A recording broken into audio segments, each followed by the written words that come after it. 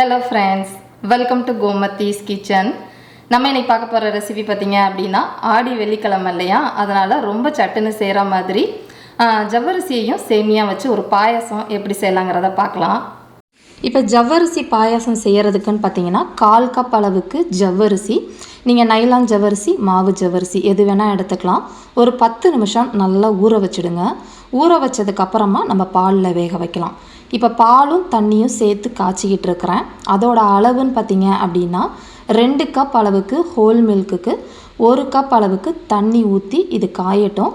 காஞ்சதுக்கு அப்புறமா தான் நம்ம இதில் ஜவ்வரிசியை சேர்க்கணும்.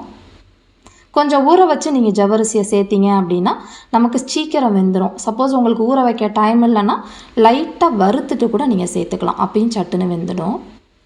இப்போ இதிலையே பார்த்தீங்க அப்படின்னா ஒரு 1/4 கப் அளவுக்கு சேமியா, அதாவது நான் கடையிலேயே வறுத்த சேமியா தான் வாங்கியிருக்கிறேன்.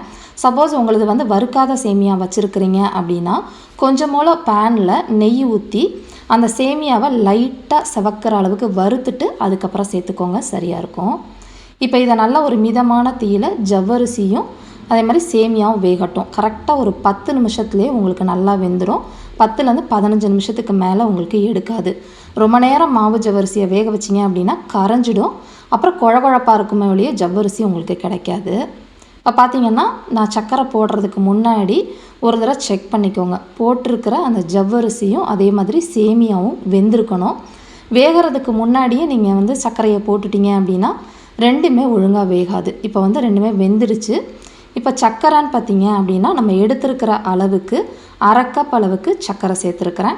நீங்கள் உங்கள் சர்க்கரை அளவுக்கு ஏற்ற மாதிரி சேர்த்துக்கலாம். நீங்கள் இதில் வெல்லம் சேர்த்துக்கலாம், அதேமாதிரி நாட்டு சர்க்கரை சேர்த்துக்கலாம், எது வேணால் சேர்த்துக்கலாம். இது கலந்துட்டு கரெக்டாக ஒரு 5 நிமிஷம் ஒரு மிதமான தீயிலே கொதிக்க விடுங்க. இப்போ பார்த்தீங்கன்னா 5 நிமிஷம் கொதிச்சிருச்சு. இப்போ ஒரு 1/4 டீஸ்பூன் போல் ஏலக்காய் பொடி சேர்த்துக்கிறேன். சேர்த்து கலந்து இதை அடுப்பை ஆஃப் பண்ணிவிட்டு இதுக்கு ஒரு தாளிப்பு குடிக்கணும். அதாவது நம்ம முந்திரி பருப்பு திராட்சையெல்லாம் நெய்யில் வறுத்து போடணும். அதுக்கு ஒரே ஒரு டீஸ்பூன் அளவுக்கு நெய் காய்ச்சிருக்கிறேன்.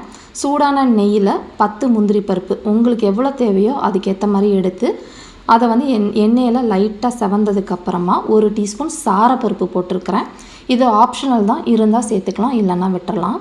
அப்புறம் 1 டேபிள் ஸ்பூன் போல் உலர் திராட்சையும் சேர்த்துட்டு உலர் திராட்சை கொஞ்சம் லைட்டாக அந்த மாதிரி உப்பலாகி வரப்போ எடுத்து நம்ம பாயாசத்தில் ஊற்றிட வேண்டியதுதான். ரொம்ப சூப்பராக சட்டுன்னு செய்கிற மாதிரியான ஜவ்வரிசி சேமியா பாயாசம் ரெடி ஆகிடுச்சு. சப்போஸ் நீங்கள் ஆறி இந்த ஜவ்வரிசி பாயாசம் சாப்பிட போகிறீங்க, கொஞ்சம் கெட்டியாயிடுச்சு அப்படின்னா நல்லா கொஞ்சம் பாலை நல்லா காய்ச்சி கொதிக்கிற பாலை அதில் சேர்த்து கலந்துட்டு நீங்கள் சாப்பிட்டீங்க அப்படின்னா உங்களுக்கு இருகலாக இருக்கிறது நல்லா குடிக்கிற பதத்துக்கு வந்துடும்.